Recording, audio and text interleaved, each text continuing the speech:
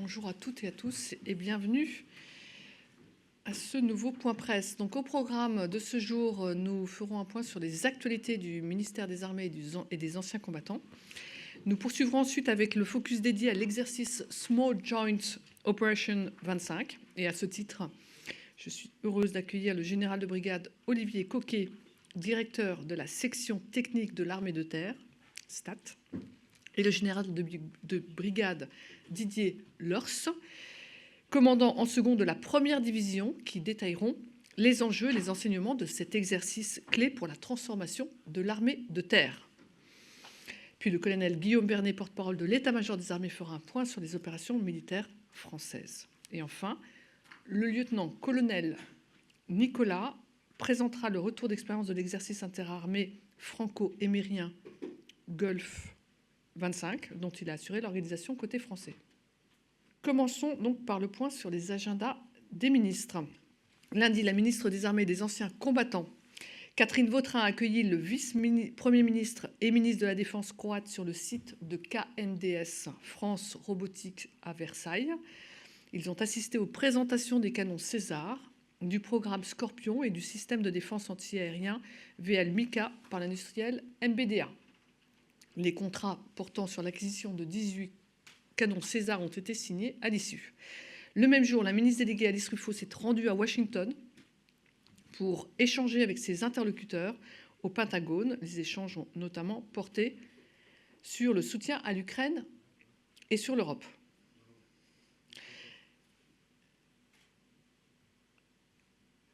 Elle s'est ensuite rendue au cimetière militaire d'Arlington pour une séquence mémorielle. Hier, les ministres ont participé à la déclaration du gouvernement sur la stratégie de défense nationale, suivie d'un débat et d'un vote à l'Assemblée nationale au titre de l'article 50-1 de la Constitution. À l'issue, les députés ont approuvé le principe d'une hausse du budget de la défense. Aujourd'hui, la ministre Catherine Vautrin est en déplacement à Berlin pour échanger avec ses homologues allemands et espagnols. Et vendredi, la ministre déléguée inaugurera la maison Athos Grand Est à Colmar. Pour rappel, les maisons Athos sont dédiées à la reconstruction psychosociale du blessé dans le cadre du plan blessé 2023-2027. Ensuite, Alice Ruffo se rendra au camp de concentration de Nachtweiler-Struthof, puis sur le site de Schimmeck. Je passe maintenant aux actualités du ministère et je commence avec une journée dédiée à l'industrie de défense qui se déroulera le 17 décembre sur le site d'Airbus Atlantique à Bourguenais. Cette journée d'échange s'inscrit dans le cadre du programme EcoDef qui accompagne les entreprises dans la modernisation ou la transformation de leur outil de production. EcoDef est un parcours individuel et collectif de 6 mois suivi d'une phase d'investissement. Il est cofinancé par la région Pays de la Loire, la DGA et des industriels. 2 promotions ont été accompagnées de sa création et les retours ont permis de mesurer les accélérations de la performance industrielle. La journée du 17 décembre s'adresse à tous les acteurs de la filière souhaitant bénéficier du dispositif. Et le but est de partager les retours d'expérience et identifier les opportunités d'engagement pour les prochaines promotions pour maximiser les retombées économiques des commandes militaires en cours et à venir dans les Pays de la Loire. La BITD joue un rôle déterminant pour l'économie de la région. Elle représente 200 entreprises et 10 000 emplois. Je poursuis avec une actualité marine. Depuis le 22 novembre, le porte-avions Charles de Gaulle et son groupe aérien embarqué mènent une phase d'entraînement intense en Méditerranée. Elle s'inscrit dans le cadre de la remontée en puissance du porte-avions en vue de son prochain déploiement. La période a été marquée par la qualification de 10 nouveaux pilotes de Rafale Marine et de l'école de l'aviation embarquée. 48 appontages de jour et 36 de nuit ont été effectués lors de cette formation particulièrement exigeante. Parallèlement, le porte-avions a participé à 3 exercices majeurs. Le premier, c'est son stage de mise en condition opérationnelle, marqué par des exercices variés, permettant d'entraîner toutes les chaînes fonctionnelles à bord jusqu'à la mise en œuvre d'armement. À cette occasion, le groupe aérien embarqué a conduit un raid aérien de 2000 km et engagé une cible avec une bombe A2 SM. Ensuite, il s'agit de l'exercice Exocet 2025, mené au large de la Corse avec 5 autres bâtiments. Cet exercice a participé au renforcement des compétences de lutte anti-navire et anti-aérienne, un entraînement de défense navale mené avec 4 Mirage 2000D, escortés par des rafales marines venues défier les défenses du porte-avions. Ces exercices illustrent l'excellence opérationnelle de la Marine nationale avec une parfaite coordination entre le groupe aérien embarqué et l'équipage du porte-avions. Partons maintenant au Japon avec l'armée de l'air et l'espace, qui participe à une mission de coopération pour renforcer les capacités des avions AWACS. Du 15 au 19 décembre, une délégation du 36e escadron de détection et de contrôle aéroporté Berry de la base 702 d'Avord se rendra au Japon. La France et le Japon collaborent étroitement sur le système AWACS pour Aircraft Warning and Control System, des avions radars capables de surveiller et de coordonner les opérations aériennes de vastes zones.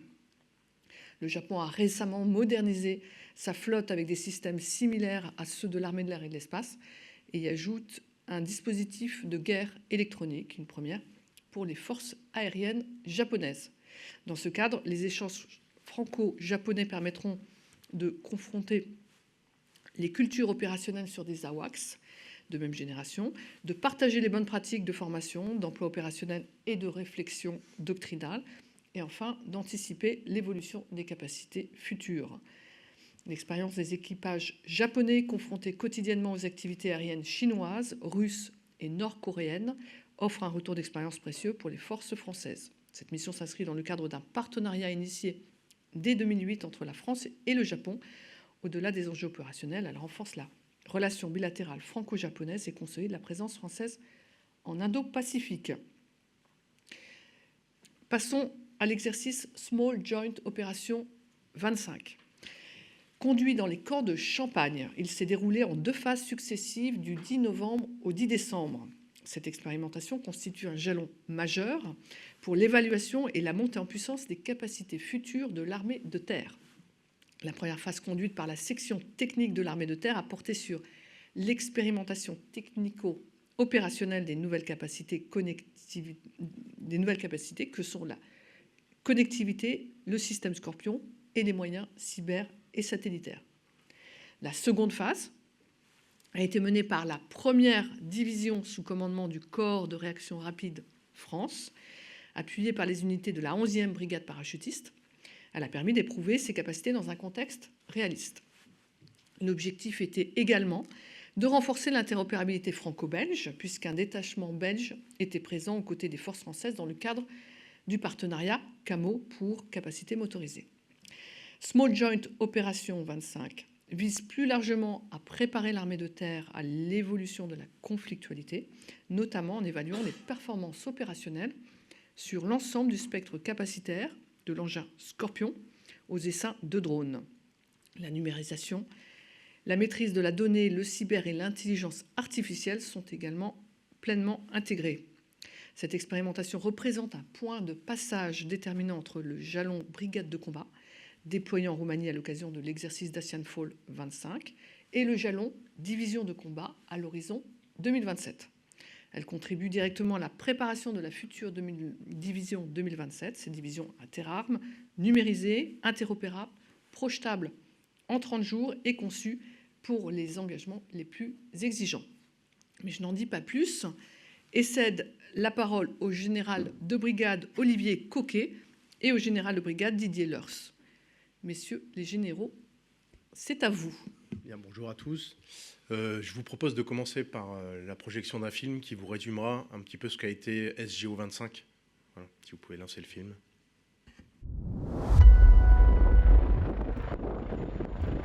SJO 25, une expérimentation technico-opérationnelle d'ampleur menée pendant 5 semaines aux côtés de notre partenaire belge. Durant ces 5 semaines, où l'équivalent d'une division se mobilise autour de systèmes innovants qui équiperont dès demain les régiments de l'armée de terre afin de répondre aux nouveaux défis du champ de bataille. Plus de 50 équipements sont testés et évalués par 3000 soldats de toutes les spécialités, du combattant débarqué jusqu'au poste de commandement de la division. Sur le terrain, 2 temps forts. D'abord l'expérimentation des systèmes pour en mesurer les performances et les limites.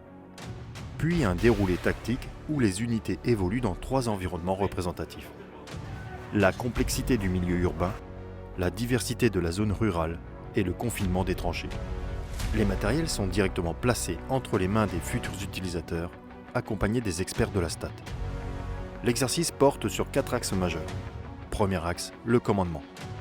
SJO 25 marque un pas décisif vers l'hybridation des réseaux tactiques, intégrés dans les véhicules Scorpion au profit de tous les combattants.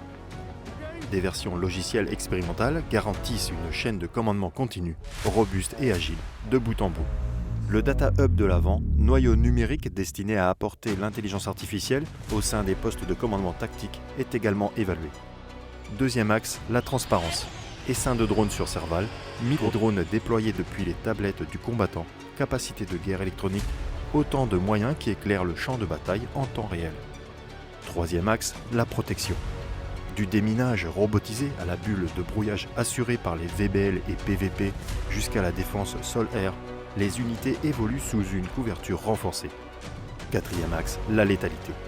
Tir au-delà de la vue directe, accélération de la boucle capteur-effecteur grâce à l'hybridation de la chaîne Atlas, de nouveaux effets qui incarnent la marche résolue vers le kill web et une armée de terre capable de frapper vite, fort et précisément. Sur le terrain, unités, industriels, DGA et STAT avancent ensemble. Ils testent, corrigent et améliorent chaque système au contact direct des réalités tactiques. SJO 25, une étape décisive vers DIV 27 pour une armée de terre innovante, stratégique et soudée.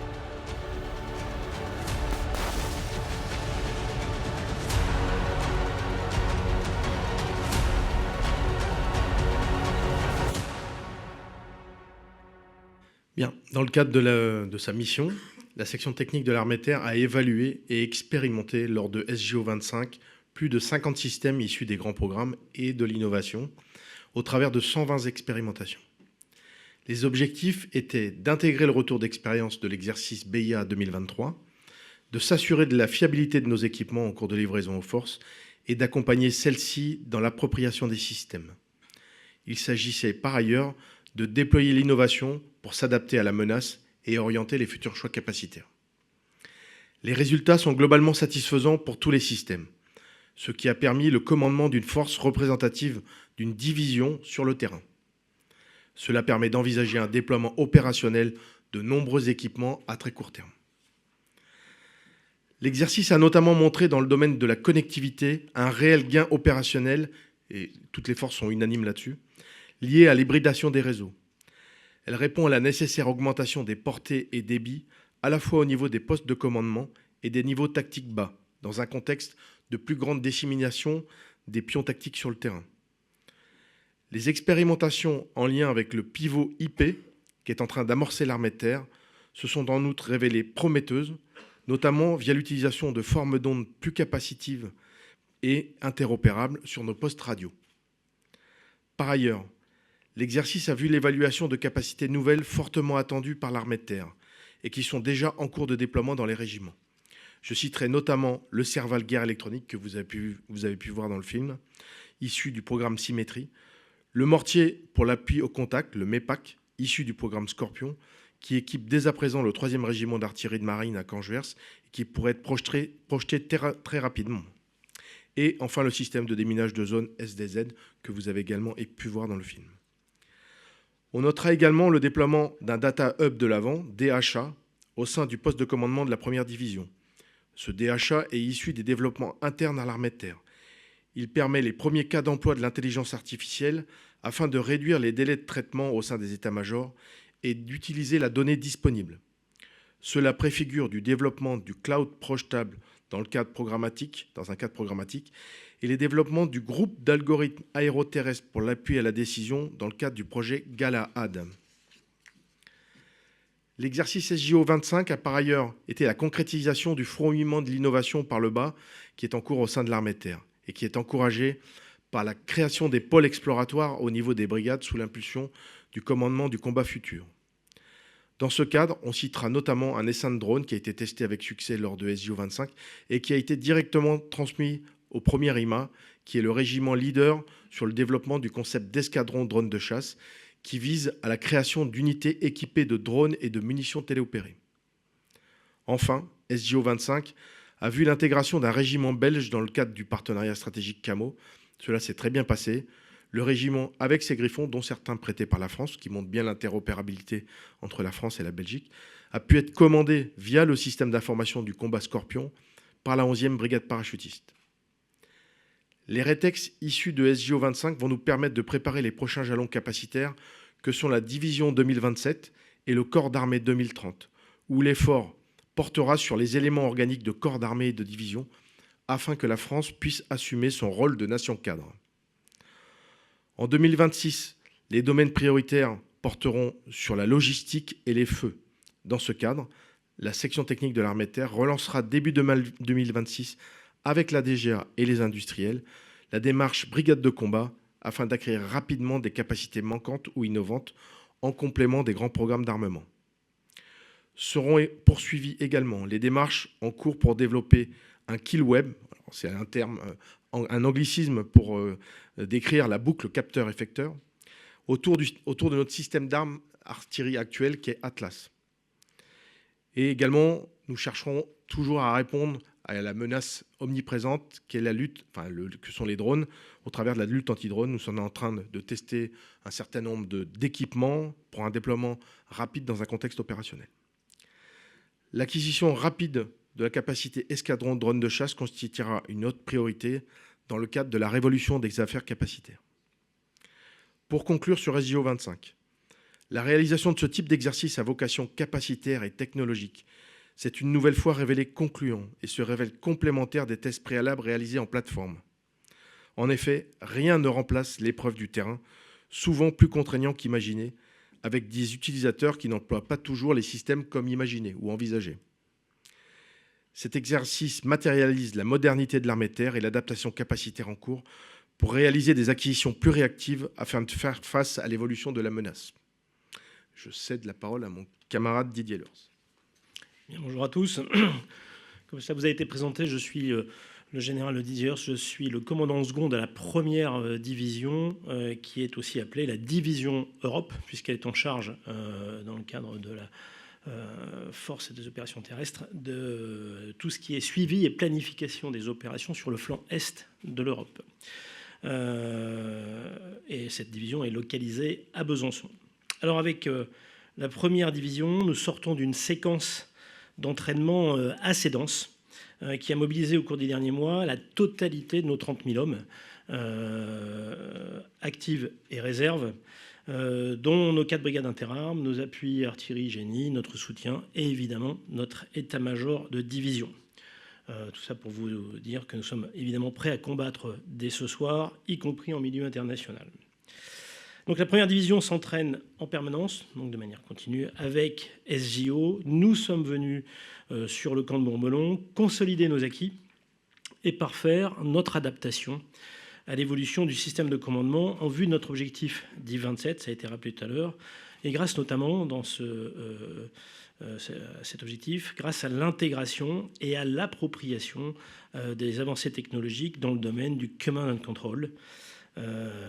SJO, c'est véritablement l'image de la modernité de nos forces. Et puis, nous étions là aussi pour démontrer le renforcement de la létalité, la rapidité de décision, en intégrant notamment les data et l'intelligence artificielle.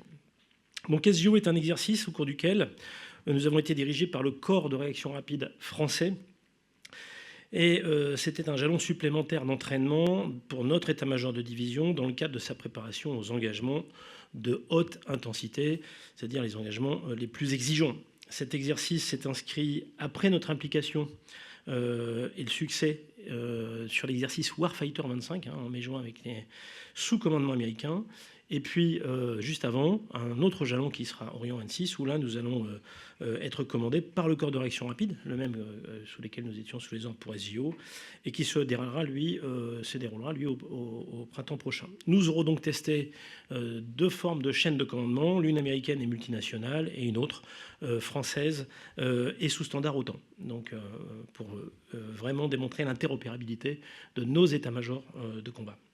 Donc avec SJO, ce jalon nous était effectivement nécessaire dans toutes ces séquences, car nous sommes sans cesse soucieux de nous adapter à ce qui se fait de mieux, dans les délais les plus brefs, parce que les technologies vont très vite, et donc le but, c'est de les accompagner, et donc pour être prêt, dès ce soir, comme nous demande notre CEMAT, s'il le fallait. Cela réclame évidemment de suivre les évolutions, mettre ces innovations en œuvre, et puis exploiter surtout la gamme complète des capacités offertes pour conserver cet ascendant tactique et opératif qui nous est absolument nécessaire. Sur SGO, en nous entraînant dans des conditions rustiques et dans la durée, nous avons cultivé évidemment l'aguerrissement qui nous sera aussi nécessaire pour affronter les rigueurs de théâtres plus compliqués ou plus dégradés ou plus exigeants. Dans cette course à l'innovation, nous, les militaires, ne sommes que des praticiens pour qui il importe de maîtriser le périmètre du possible. Nous cherchons en permanence à exploiter toutes les performances au mieux. Et c'est bien l'état-major dans son ensemble qui doit s'approprier l'aggiornamento des outils, de tous les outils. Et durant cet exercice, nous avons été systématiquement nous avons plutôt bénéficié de l'appui de la STAT et également des industriels qui étaient présents avec nous pour justement nous épauler en boucle courte pour accélérer l'apprentissage. C'était d'une efficacité remarquable. Nous avons donc perçu en septembre et octobre dernier le système CITAware HQ, qui est une plateforme logicielle interopérable avec l'OTAN et qui en fait, ça nous permet de gérer la totalité des composantes utiles de combat, utiles au combat à haute intensité. Et donc cette plateforme, on l'a éprouvée dans toutes ses dimensions pendant le mois passé et avec une efficacité avérée. En complément, l'hybridation des réseaux a renforcé aussi la connectivité de nos PC. C'est un enjeu crucial pour la survivabilité de nos PC dans les contextes de haute intensité. Pour accélérer nos processus et disposer d'aide à la décision, nous avons testé l'insertion de l'intelligence artificielle. Nous avons travaillé à la systémisation de cette intelligence artificielle dans certains domaines, dans différents domaines, pour améliorer l'efficience, soit dans la pertinence des informations dont nous avons besoin, soit dans la célérité des enchaînements de séquences automatisées, mais qui restent toujours validés quand même par l'action humaine. J'allais dire surtout, voilà, y compris et surtout dans le cadre du processus décisionnel.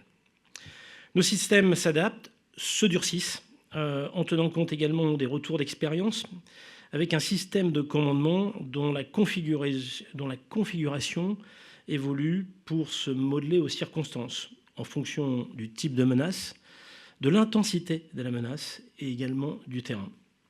L'interopérabilité est avant tout acquise avec des outils communément utilisés lors de nos entraînements avec les forces alliées, européennes ou otaniennes.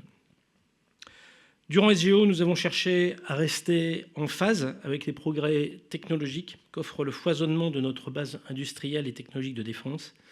Nous avons donc cherché à tirer le meilleur profit de ces avancées pour améliorer les strates tactiques et opératives qui sont de notre domaine dans le champ du possible et surtout identifier les marges de progrès pour l'étape suivante.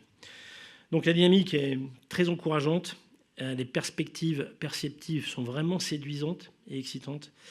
Et donc nous sommes pressés d'être prochain rendez-vous pour mesurer justement ces marges de progrès qu'on a identifiées. Nous allons donc faire passer à l'échelle un certain nombre des expés qu'on a menés ici pour que notre armée de terre soit la plus moderne et la plus efficiente possible. Voilà. Je terminerai simplement par 2 phrases de conclusion. Donc, en national comme en international, la première division et donc son état-major sont déjà prêts à agir en haute intensité avec les outils les plus performants. C'est ce qu'on a essayé de prouver via SGO. Et dans l'optique de DIV 27, pour le coup, bien, nous continuerons d'ici là à entretenir la résilience de nos PC et de nos unités par des entraînements toujours aussi sollicitants et préférentiellement en milieu multinational. Voilà, j'en ai terminé pour moi. Merci. Merci beaucoup. Je pense qu'il y a quelques questions. Bonjour, mon général Michel Capirol, La Tribune. Je voulais avoir une question sur le capacitaire. La plupart de vos équipements ont été conçus et développés lors d'une période entre 91 et 2022 sur des considérations plutôt de maintien de la paix, ou en tout cas dans un monde de bienveillance, qui n'est plus le cas aujourd'hui. Est-ce que ces équipements, tous ces équipements, sont-ils performants pour une guerre de haute intensité? Je parle évidemment de tous les éléments de Scorpion notamment, et de tout ce qui est sécurisation des données et des communications. Bon, c'est sûr que Scorpion, il a été spécifié dans les années 2013 à 2015. Donc il est effectivement plutôt conçu à un moment où on conduisait pas une guerre, on n'était pas amené à conduire une guerre de haute intensité. Néanmoins, les classes de protection des véhicules Scorpion, elles sont quand même assez remarquables.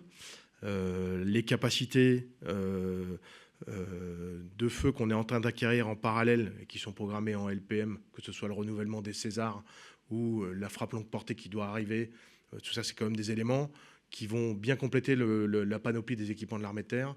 Voilà. Et je pense qu'on a également la rénovation du VBCI qui se profile. Là, on est quand même sur des équipements qui vont permettre à la France de jouer son rôle de nation cadre. Voilà, j'ai pas de doute là-dessus, même si effectivement on peut se poser la question d'avoir des plateformes plus armées. On voit bien ce qui se passe chez d'autres partenaires, donc c'est une question qu'on interrogera forcément dans le futur. Pour ce qui concerne la protection des données, là je pense que le contexte enfin, l'évolution, oui, il y a plus de guerres électroniques, on est davantage attaqué, et c'est vrai que les Russes ont des capacités qui sont complètement différentes que des ennemis qu'on avait pu rencontrer dans les 20 dernières années. Pour autant, on s'y prépare en termes de lutte informatique offensive et d'informatique défensive principalement. Scorpion, pour l'occasion, intègre des moyens de protection. Il y en a certains d'autres qui sont en cours de développement. On en a testé dans le cadre de l'exercice. Là, je n'ai pas de doute sur le fait qu'on est relativement protégé. Et je vous ai parlé tout à l'heure de nouvelles formes d'ondes pour les postes radio, elles seront davantage sécurisées que celles qu'on a actuellement. Effectivement, c'est une préoccupation de mieux se protéger par rapport dans le spectre électromagnétique. J'avais juste un complément sur le capacitaire, sur la vision drone, la trame drone évidemment de l'armée de terre, puisqu'on parle de l'armée de terre. Est-ce que chaque bataillon, chaque plateforme aura son drone et évidemment son corollaire, la lutte anti-drone? Bon, aujourd'hui, on n'en est pas là. L'année dernière, l'armée de terre avait 4000 drones. On est en train de mettre en place les processus capacitaires pour en acquérir davantage. Là, typiquement, on va en toucher 1000 à court terme dans le cadre d'un exercice qui se passe au premier semestre. Néanmoins, je pense que l'enjeu, c'est d'être entraîné avec les drones. Ça, on y travaille. Toutes les brigades ont créé des CTD, des centres d'entraînement, et ils fabriquent eux-mêmes leurs drones pour s'habituer à la fois à les fabriquer, parce que c'est quelque chose qu'on sera peut-être amené à faire dans le futur, en tout cas pour s'entraîner. Mais l'enjeu sur les drones, puisqu'on voit qu'en Ukraine, en fait, l'ennemi s'adapte en moins de 3 mois à la menace. Donc l'enjeu, c'est d'être capable de produire au bon moment les drones qui nous permettront de faire face. Voilà. Et donc ça, on y travaille en liaison avec l'industrie. Il y a des nouveaux industriels qui arrivent sur le secteur. Voilà, je pense qu'on va dans la bonne voie. Voilà. Et puis pour ce qui concerne la segmentation des drones, effectivement, on recherche un drone par groupe. Typiquement, on est en train de mettre un drone par observateur d'artillerie. C'est vraiment la tendance. Typiquement, dans le cas de Scorpion, on a aussi travaillé là, dans le cadre de l'exercice, et ça fonctionne, à piloter les drones à partir de l'intérieur des véhicules ou à partir des tablettes des combattants débarqués. Donc tout ça, ça me semble aller dans le bon sens. Pour la lutte anti-drone, c'est un vrai sujet. C'est un sujet compliqué. C'est pour ça que nous, Stade, typiquement, on est en train de tester tout ce qui existe sur le marché, là, dans le but d'acquérir ce qui est le plus pertinent. Voilà. Mais avec des besoins qui ne sont pas forcément les mêmes en métropole que sur les théâtres. Sur les théâtres, aujourd'hui, on voit que c'est plutôt de la fibre optique, alors qu'en métropole, on est plutôt menacé par des drones achetés dans le commerce. Donc, ce n'est pas tout à fait les mêmes besoins. Mais on travaille sur les deux segments. On a nous-mêmes développé en interne des solutions. On a recyclé des canons de 20 mm qu'on avait en stock depuis longtemps, avec un stock impressionnant de munitions. Donc, typiquement, la STAT a développé un porteur avec un canon de 20 mm, et on est en train d'intégrer de l'intelligence artificielle avec l'Amiad pour justement être performant dans la destruction des drones. Proteus, oui. Bon, Gérald, bonjour. Christophe Vignon pour le magazine Défense Expert. J'ai besoin de 3 petites précisions. Première précision, comment vous avez travaillé avec nos amis belges? Est-ce que vous êtes allé les voir? Est-ce que ce sont eux qui sont venus vous voir avant pour préparer cette opération? Combien de mois de préparation a été nécessaire pour mener à bien cette expérience? En 2023, est-ce qu'il y avait un autre pays avec lequel vous avez travaillé sur la session précédente? Et enfin, vous avez évoqué donc 30 000 soldats. Quelle est la part des réservistes? Merci à vous. Donc pour les Belges, comment on a travaillé avec eux? En fait, ils ont commencé à toucher leurs propres griffons, les Belges. Ils n'en avaient pas suffisamment, donc on en aura prêté.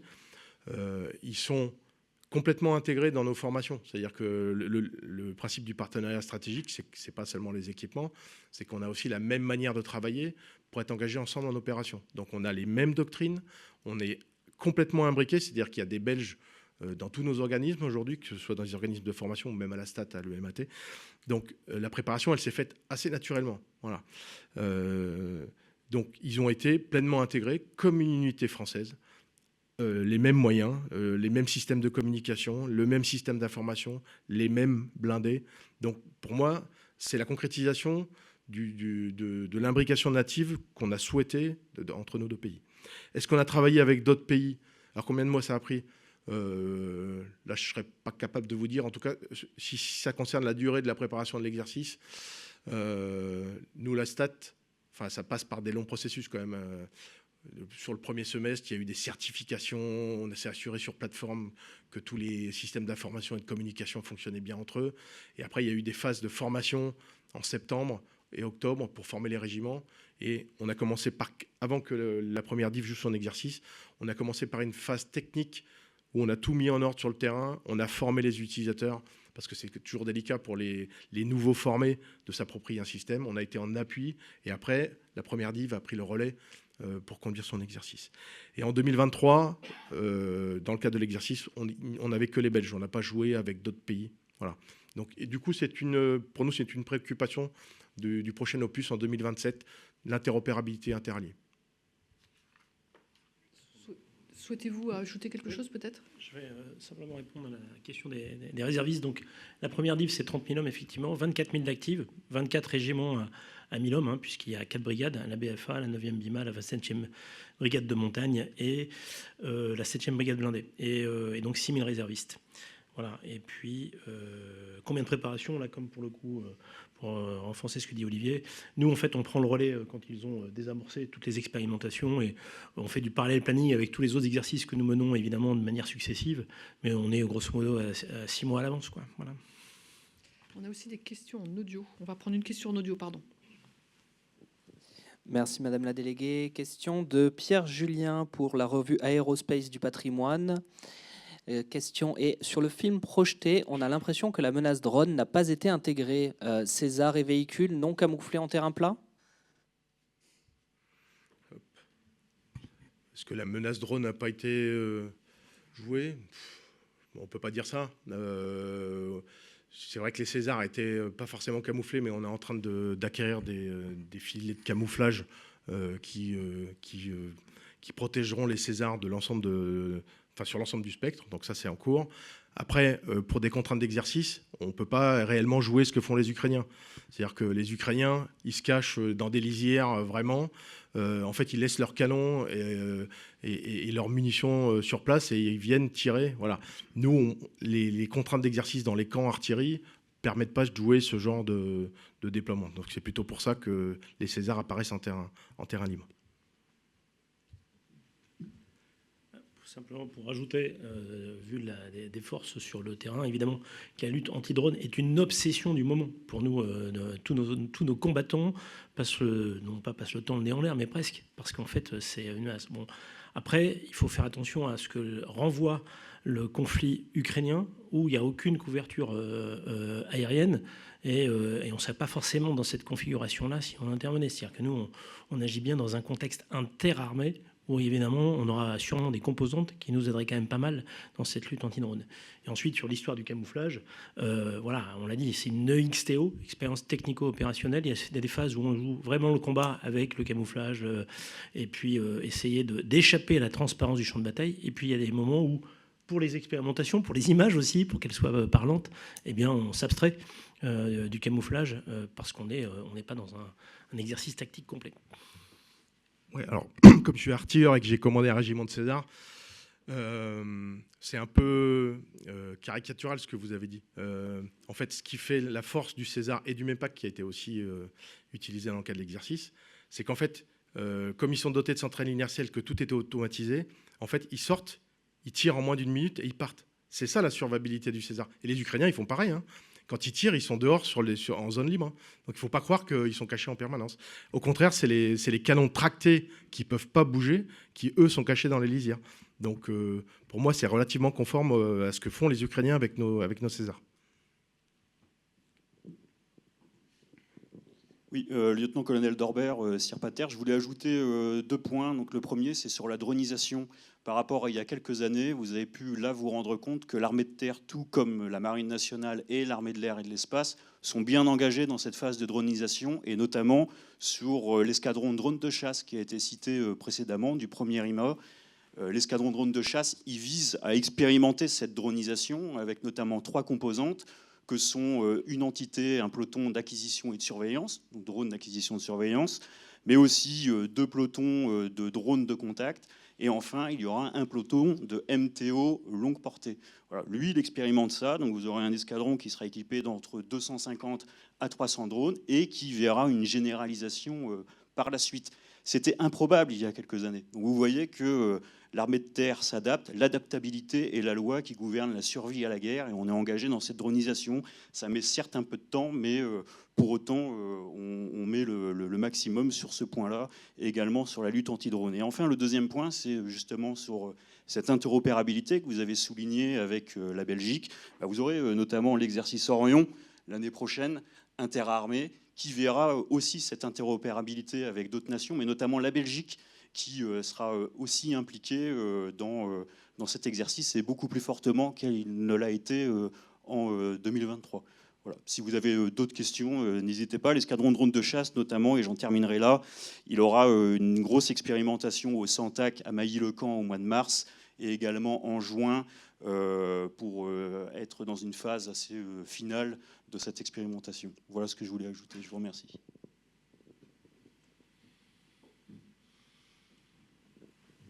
Bonjour, Franck-Alexandre de RFI. Je voulais revenir sur Dacian Fall, là où un certain nombre d'innovations ont été testées dans les PC. Par exemple, la disparition des câbles avec des faisceaux laser, etc. Quel est le rétexte que vous en avez fait? Qu'est-ce qui est prometteur? Qu'est-ce qui pêche un peu? Bien, donc, effectivement, Dacian Fall, c'était un exercice qui était réalisé au mois de novembre dans le cadre d'un contrat qu'on a avec l'OTAN, qui était de déployer une brigade française en Roumanie dans le cadre d'une éventuelle escalade. Et donc, en fait, dans cet exercice, on en a profité pour notamment expérimenter au niveau brigade quelques éléments. Vous parlez du LIFI, je pense, voilà, qu'on a utilisé ici et qu'on a continué, on s'approprie pour le coup, qui a remarquablement fonctionné pour un état-major de division, comme il a très bien fonctionné également en Roumanie avec le déploiement de l'état-major de la 7e brigade blindée, qui était une nano-brigade. Donc le LIFI, oui, ça fonctionne très bien, et on va le développer, en l'occurrence. En tout cas, je pense que c'est ce qu'il va nous dire, mais... Alors, c'est typiquement là que l'épreuve du terrain, ça fonctionne très bien en fonction des endroits. Si vous avez des infrastructures, voilà. Si vous êtes la 11e brigade parachutiste, que vous avez des petits PC avec peu de place pour les gens, et ben, quand les gens bougent, ça coupe les flux vidéo de la lumière, enfin les flux de données de la lumière. Donc c'est pas forcément adapté à tous les PC. Mais sinon, c'est quand même prometteur pour des PC en dur notamment. En tout cas, PC qui demande une stabilité, parce qu'en fait, pour le coup, le LIFI, ça ne supporte pas les masques. Mais donc, en l'occurrence, c'est vraiment très efficace. Et puis, on avait testé aussi le Data Hub de l'Avent, donc ce qu'on a fait au niveau brigade à Dacian Fall. On a fait exactement la même chose ici pour le niveau division. Et là aussi, des expérimentations très prometteuses. D'accord. Donc là, pour le coup, c'est l'intelligence artificielle qui va nous permettre d'accélérer pas mal de choses, notamment la fameuse boucle capteur-effecteur, ce qu'on appelle aussi la boucle rance-feu, entre le moment où on détecte et le moment où on délivre les feux pour neutraliser la menace. Donc l'intelligence artificielle va beaucoup nous aider là-dedans. Sur les traductions simultanées, en l'occurrence à Dacian Fall, tous les ordres étaient traduits systématiquement en anglais et en roumain, alors qu'on les écrivait en français, et c'était simultané. Donc c'est quand même un confort intellectuel assez intéressant, notamment pour le commandement. Voilà. Merci. Nous avons également une question en audio encore.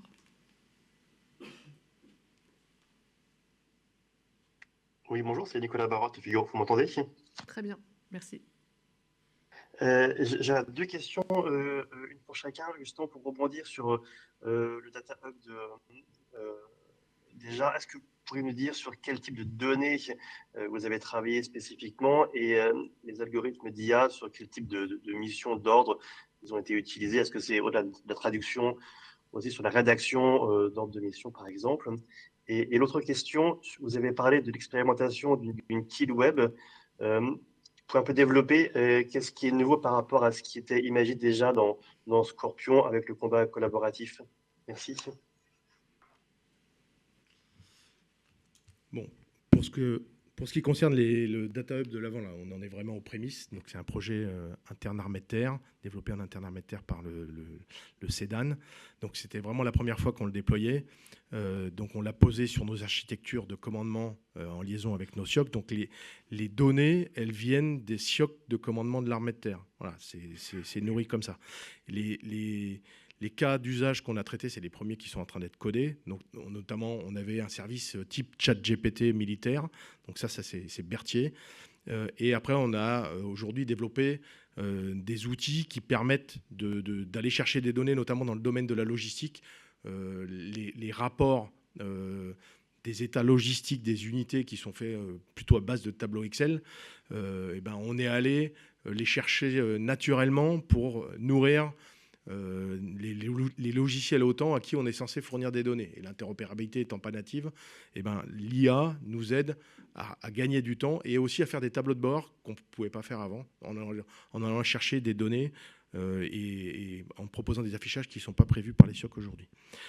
Pour ce qui concerne la kill web, donc le raccourcissement de la boucle capteur-effecteur dans le but de tirer plus vite sur les cibles, ça va se faire de deux manières. Ça va se faire d'abord à partir du système d'armes de l'artillerie qui est Atlas.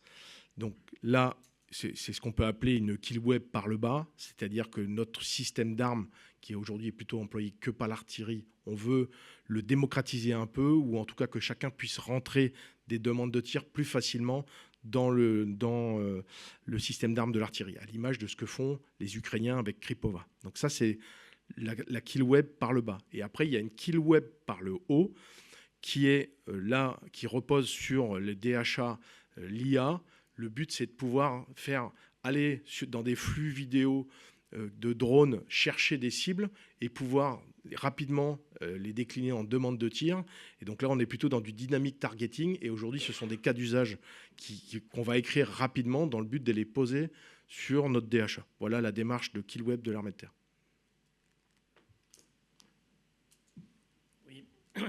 Donc, en complément, dans l'utilisation, ce que nous avons fait au sein de la première div sur le DHA, déjà le DHA, en fait, c'est nous qui chargeons les données dedans. Donc, en fait, on sait ce qu'on y a mis, et donc le périmètre, c'est nous qui le définissons. Là, pour le coup, comme l'a dit Olivier, on est au début. Donc, en fait, on a chargé évidemment que des données qui nous étaient utiles pour l'exercice. Donc on y a chargé les ordres d'opération, on y a chargé évidemment les logiciels de traduction, on y a chargé... et ensuite, au cours de l'expérimentation, quand on a vu les capacités et la potentialité de ce qu'on a fait, on est allé un peu plus loin. On a chargé des données logistiques et on a atteint un niveau d'appropriation de cette IA en 15 jours qui était assez remarquable. Et donc, on a réussi à faire des tableaux de bord, comme il l'a dit, ce qui accélère vraiment énormément le processus de décision. Quand vous êtes au sein de l'état-major, avec, encore une fois, vous avez, il faut imaginer qu'on a 20 000 hommes sur le terrain, avec des combats qui durent, on a des consommations de munitions, de carburant, on a des pertes de matériel, d'hommes. À l'instant T, à chaque fois, on a des décisions à prendre. Ce data hub, eh ben, il va nous permettre de donner les données à l'instant T.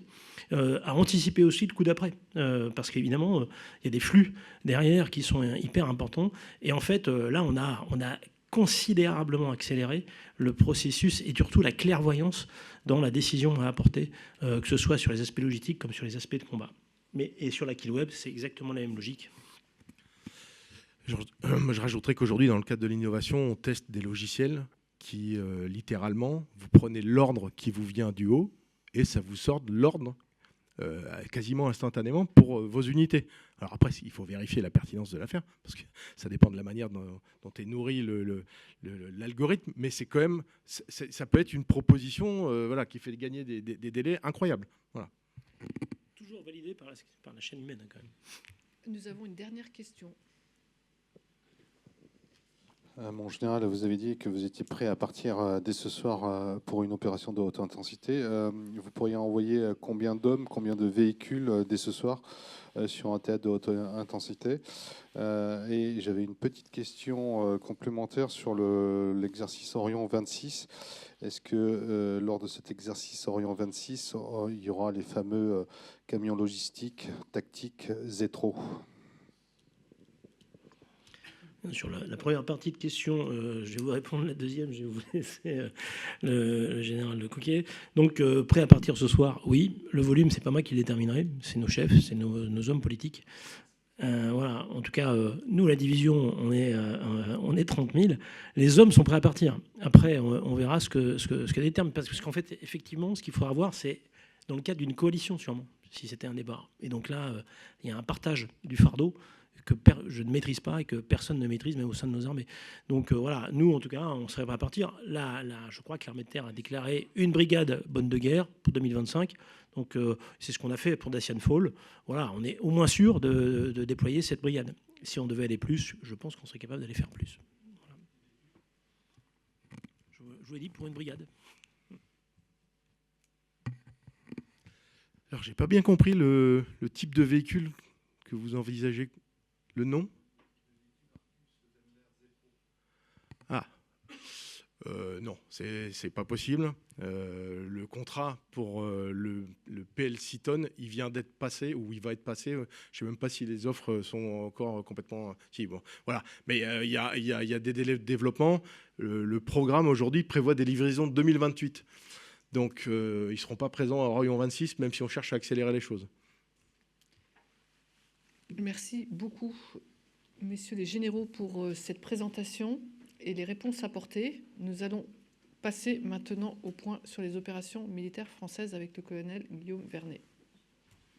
Merci Madame la Directrice. Bonjour à tous et à toutes. Et nous allons commencer cette revue des opérations en Europe où la France engage des moyens terrestres, maritimes et aériens pour contribuer à la surveillance et à la sécurité du flanc oriental de l'Alliance. Alors tout d'abord en Estonie, du 8 au 11 décembre, suite à sa récente relève, le sous-groupement tactique interarmes français a conduit le premier exercice de son mandat. Destiné à valider l'intégration du SGTIA, donc le sous-groupement tactique interarmes, au sein du bataillon multinational de l'OTAN, sous commandement britannique, l'exercice Scorpion Panzer a éprouvé les aptitudes au combat offensif et défensif. Scorpion Panzer confirme l'engagement continu de la France et de ses alliés britanniques pour renforcer l'interopérabilité de l'OTAN sur le flanc est de l'Europe. En Roumanie à présent, le bataillon multinational de l'OTAN sous commandement français a débuté une séquence d'entraînement interallié en collaboration avec le bataillon multinational sous commandement italien déployé en Bulgarie. Au cours de cet exercice dénommé White Eagle, les quelques 250 participants ont travaillé conjointement leurs procédures, leurs techniques et leurs tactiques. Après une phase de tir qui impliquait des chars Leclerc, des chars Ariete et des missiles anti-chars, les équipages et l'infanterie ont mené des phases offensives et défensives débarquées. Des séquences de combat en milieu urbain ont permis de consolider les techniques de bréchage, de saisie d'objectifs et d'emploi de drones. L'exercice s'est conclu par une manœuvre de synthèse force contre force, dans un scénario d'attaque et de défense en terrain libre sur le vaste camp d'entraînement de Tchinku. Du côté de la Pologne, maintenant, la France poursuit activement sa contribution à la mission EUMAM en participant à la formation des forces armées ukrainiennes, les FAU. Ces instructions couvrent divers procédés tactiques tels que la reconnaissance et le combat dans différents milieux, la formation des chefs de groupe de combat d'infanterie et du génie, ainsi que celle des moniteurs de tir, se poursuit également cette semaine. En parallèle, des instructions spécifiques au combat de tranchées, au combat en zone urbaine et au tir à différents calibres sont dispensées aux soldats ukrainiens. Du côté de la Méditerranée maintenant, la 20e édition de l'exercice Cléopatra a débuté le 10 décembre au large de Toulon. Les marines françaises et égyptiennes y engagent des moyens du haut du spectre, à savoir pour la France une frégate de défense aérienne ainsi qu'une frégate légère furtive, ainsi que leurs hélicoptères embarqués. Et pour l'Égypte, la frégate multimission Bernice et la frégate d'attaque rapide Fouad Zekri. Cette édition comprend des entraînements à quai et en simulateur, des opérations aéromaritimes, des exercices de lutte anti-surface et anti-aérienne, ainsi que des actions d'interdiction maritime. Lancé en 1994, cet exercice annuel représente un pilier essentiel de la coopération maritime entre la France et l'Égypte. Cette édition atteste des capacités d'action franco-égyptiennes dans tous les domaines du combat maritime. On se dirige maintenant un peu plus vers le Proche-Orient où les armées françaises mobilisent un dispositif adaptable et réactif pour contribuer à la stabilisation de la région. Alors en Méditerranée, toujours un avion Atlantique 2 opère depuis Héraclion, en Grèce, pour y mener des missions de surveillance maritime. En complément, une frégate de la Marine nationale déployée en Méditerranée orientale a conduit des activités de coopération opérationnelle avec la marine turque à l'issue de son passage à Antalya du 2 au 7 décembre. Ces déploiements permettent d'assurer la permanence de la présence française dans la zone, une zone aux enjeux stratégiques, et ceci contribue à notre appréciation autonome de situation. Au Liban, les armées françaises conduisent des actions de partenariat militaire opérationnel avec les forces armées libanaises, les FAL. Le détachement d'instruction français a conclu la formation d'une section d'infanterie des FAL par 2 exercices de synthèse simulant la saisie de bâtiments en milieu urbain. En parallèle, une nouvelle session de formation au combat motorisé sur véhicules de l'avant blindés, mêlant des tirs et une progression tactique, a débuté cette semaine. Les instructeurs d'infanterie poursuivent quant à eux un programme axé sur le tir, l'aguerrissement, les techniques de franchissement et le secourisme au combat. Le 4 décembre, on passe à la base aérienne projetée au Levant. Les forces françaises ont mené un exercice de réaction face à une menace aérienne. Un Rafale, jouant le rôle d'un drone hostile, a déclenché la mise en alerte des moyens de défense solaire et de chasse. Sous la coordination du centre d'opération tactique, les unités ont procédé à l'identification de la menace et à la validation d'un tir simulé.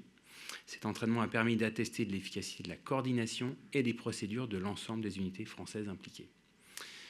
On passe maintenant dans le golfe arabo-persique où, ce mardi 9 décembre, un avion de transport tactique A400M a été déployé sur la base aérienne des FFEAU, donc les forces françaises, aux Émirats arabes unis, renforçant significativement la réactivité de nos forces dans la région.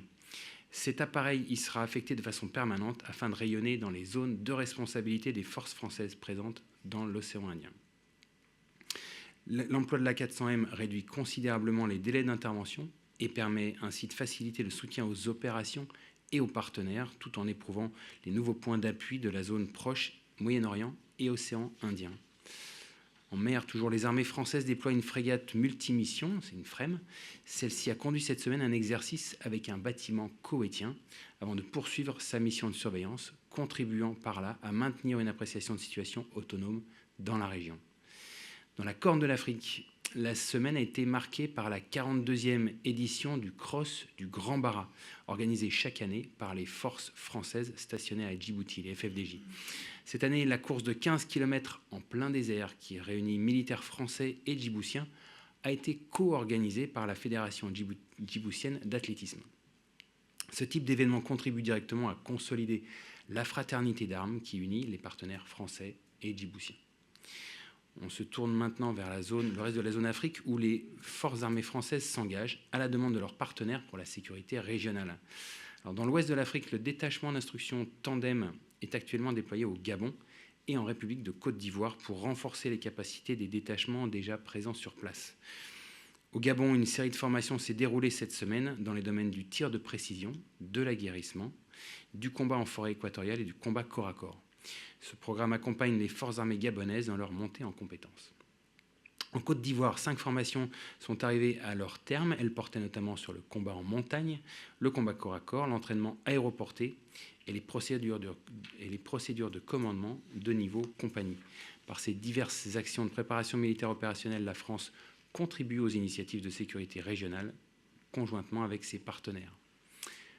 On passe au Bénin, où la tentative de coup d'État de dimanche dernier a conduit le président Talon à solliciter l'aide de la France.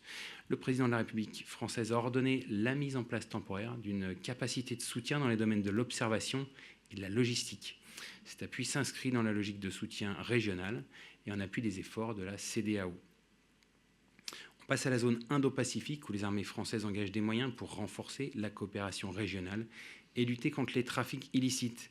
Alors, du 17 novembre au 5 décembre, les forces armées en Nouvelle-Calédonie ont conduit un stage sur le commandement et l'aguerrissement des chefs de section. Intégrée au programme de l'Académie du Pacifique, cette formation de 3 semaines a réuni des stagiaires issus de nations partenaires autour d'entraînements exigeants. Cette initiative renforce la préparation opérationnelle des participants et la coopération régionale en matière de sécurité dans le Pacifique Sud. Le 8 décembre, un incendie majeur à Koumak en Nouvelle-Calédonie a provoqué l'engagement rapide du régiment du service militaire adapté de Nouvelle-Calédonie, le RSMA-NC, qui est placé sous le commandement des FANC. En moins de 30 minutes, une équipe de militaires et de volontaires a été déployée par hélicoptère ainsi qu'un camion-citerne en appui des services locaux jusqu'à une maîtrise complète du feu.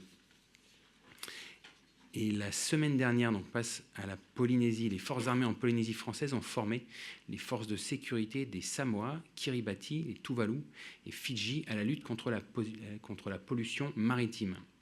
Au-delà des savoir-faire acquis, ces formations favorisent la coopération internationale dans la région, condition indispensable pour répondre aux enjeux sécuritaires du Pacifique. On se tourne maintenant vers la zone Antilles-Guyane où les armées françaises s'engagent contre le trafic de stupéfiants.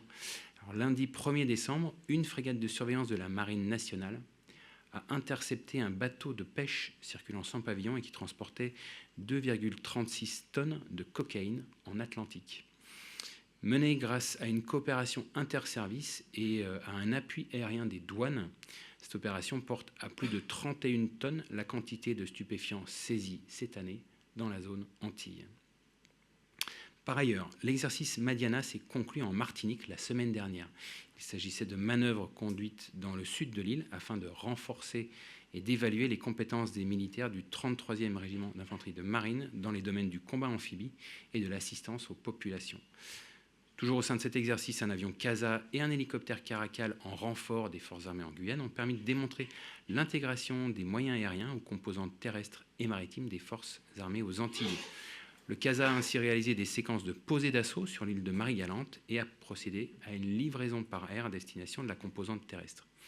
Cet exercice illustre une fois de plus la coopération entre les FAA et les FAG et permet de maintenir un haut niveau de préparation opérationnelle. En Guyane, maintenant, les FAG mènent 2 opérations majeures visant à désorganiser les réseaux d'orpaillage illégal. Par ces actions régulières, les FAG maintiennent une pression constante sur les orpailleurs et démantèlent les sites clandestins. On passe à l'Hexagone sur la base aérienne 120 de Cazo, l'exercice franco-malaisien de recherche et sauvetage au combat, French Daggert, s'est clôturé le 5 décembre. Pendant près de 2 semaines, les équipages des 2 nations ont travaillé conjointement les procédures tactiques de détection et d'intervention. Cette séquence de CSAR, dans la Combat Search and Rescue, permet de développer l'interopérabilité avec le partenaire malaisien en réalisant des opérations sur des terrains reculés et difficiles d'accès.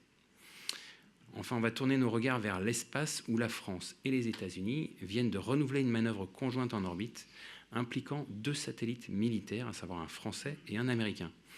Planifiée entre les 7 nations partenaires de la force multinationale Operation Olympic Defender, la manœuvre a été exécutée de concert avec les forces armées françaises et américaines. Cette opération démontre la capacité à répondre et à manœuvrer conjointement dans l'espace et illustre l'engagement de la France et des États-Unis à défendre leurs intérêts spatiaux. Ce succès illustre également la capacité de la France à mener des opérations dynamiques pour s'affirmer dans le domaine spatial.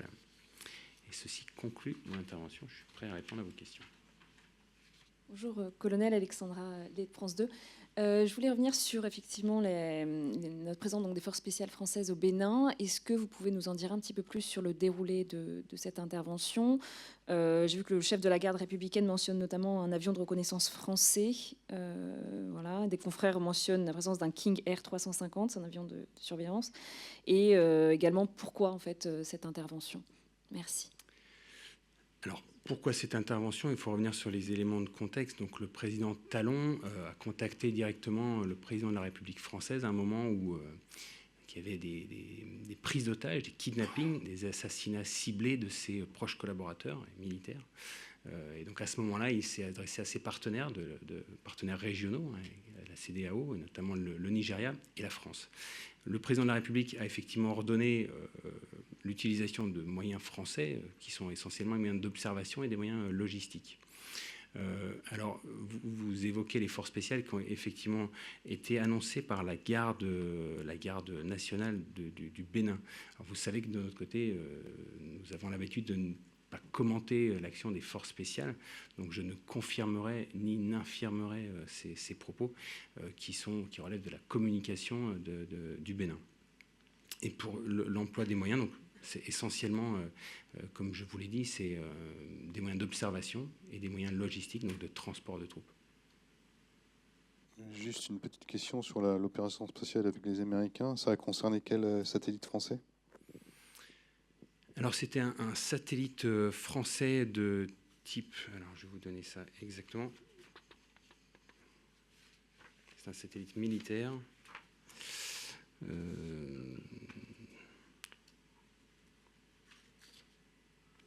Alors je n'ai pas le nom de ce satellite. Ce que je peux vous dire, c'est que cette opération, elle est dans essentiellement deux domaines, ce qu'on appelle Space Situational Awareness, donc avoir conscience de ce qui se passe dans l'espace et ensuite de pouvoir agir dans l'espace.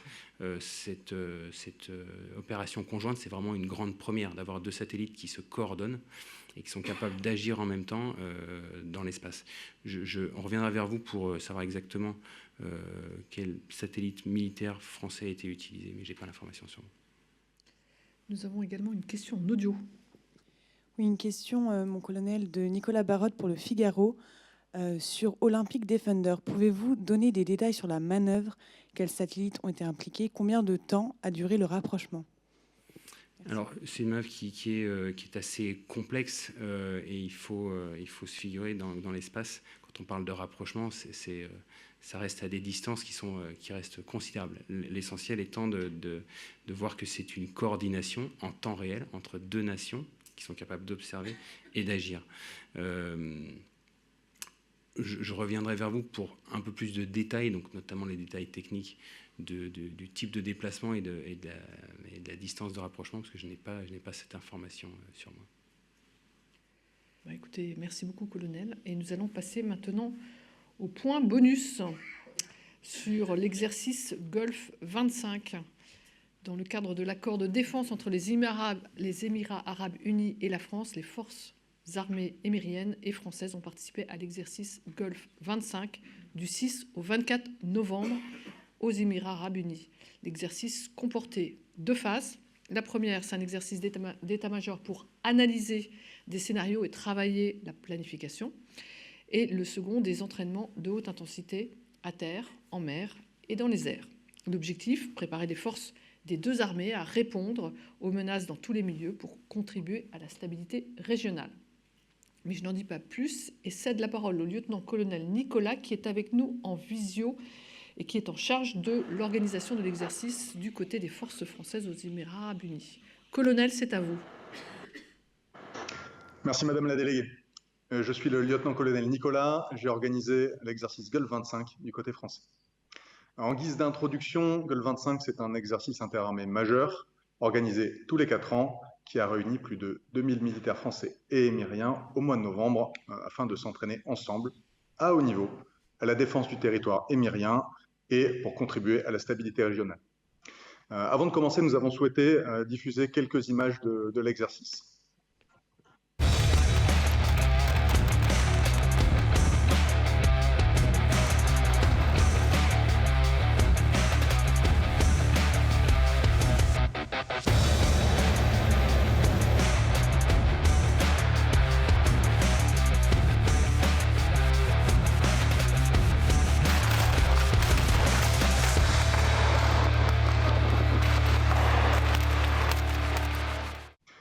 Je vais commencer par recontextualiser l'exercice en disant 2 mots des forces françaises aux Émirats arabes unis et sur le cadre stratégique de l'exercice. Les forces françaises stationnées aux Émirats arabes unis constituent un des principaux points d'appui de la France au Moyen-Orient. Elles rassemblent des moyens terrestres, maritimes et aériens permanents répartis sur 3 emprises. Ils permettent à la France d'agir rapidement dans une zone où les enjeux stratégiques sont majeurs. Elles participent directement à la protection des intérêts de sécurité de la France, avec la lutte contre Daesh par exemple, en complément de nos engagements sur les autres théâtres. Mais les forces françaises aux Émirats arabes unis sont aussi le bras armé de la relation privilégiée entre la France et les Émirats arabes unis. Elles animent au quotidien une coopération militaire opérationnelle dense avec les forces armées émiriennes. L'exercice Gulf 25 vient illustrer ce partenariat de défense bilatérale privilégié, ainsi que l'intimité stratégique entre la France et les Émirats arabes unis. Ce partenariat, il repose sur une vision partagée des enjeux de sécurité régionaux et sur une volonté d'agir ensemble pour la stabilité du Golfe et au-delà du Proche et du Moyen-Orient. Gulf 25, c'est l'un des rendez-vous structurants de ce partenariat de défense. Il donne corps, de manière très concrète, à nos engagements réciproques. L'exercice Gulf 25 reposait sur des objectifs opérationnels concrets. Tout d'abord, c'était préparer la capacité de nos 2 armées à défendre ensemble le territoire émirien dans le cadre de nos accords de défense. Ensuite, améliorer notre interopérabilité. L'interopérabilité, c'est un langage opérationnel commun. Ce sont des procédures partagées, des systèmes d'information et de communication compatibles. C'est également la capacité à partager du renseignement. Il s'agissait également de renforcer la capacité de nos états-majors opératifs à planifier et conduire une manœuvre interarmée d'ampleur dans un environnement complexe. Et enfin, le dernier objectif était de s'entraîner à des opérations de haute intensité dans un environnement désertique exigeant, qui met à l'épreuve les hommes, les matériels et tout le soutien logistique. L'exercice Gulf 25 s'articulait en 2 temps complémentaires. D'abord, un exercice d'état-major, du 6 au 14 novembre. Les officiers français et émiriens ont travaillé ensemble au sein d'un état-major conjoint. Ils ont planifié des opérations interarmées dans tous les milieux, terre, air, mer, en partageant leurs procédures et leur façon de faire. Ensuite, a lieu une phase de manœuvre sur le terrain du 19 au 24 novembre.